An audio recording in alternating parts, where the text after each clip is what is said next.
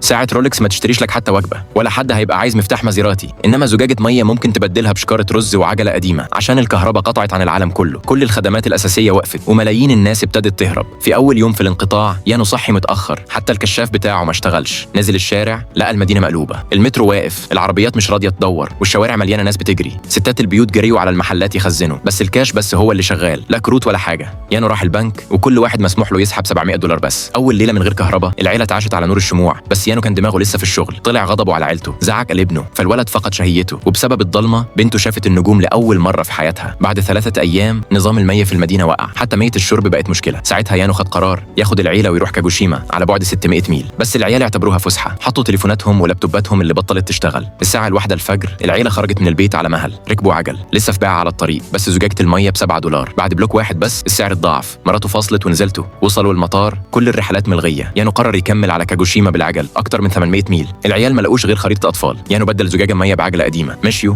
بس الخريطة ودتهم في سكة غلط. الأب زعق لابنه من غير ما يسأل، الابن حس بالظلم. تاني مرة الأم أنقذت الموقف. امشوا على الطريق السريع ومش هتتوهوا. الطريق كان مليان ناس. عيلة يانو كان معاها عجل، كانوا أحسن حالا من غيرهم. في آخر الليل صوت صحي الابن، حد كان بيسرق المية بتاعتهم. جري وراه لقى الحرامي مستخبي تحت كوبري، قال له إنه محتاج المية لرضيع. الابن سابه يمشي. يانو استوعب حاجة، لو الناس بتسرق النهاردة بكرة هيبقوا يسطوا، فاخد عيلته ومشي في طرق أهدى.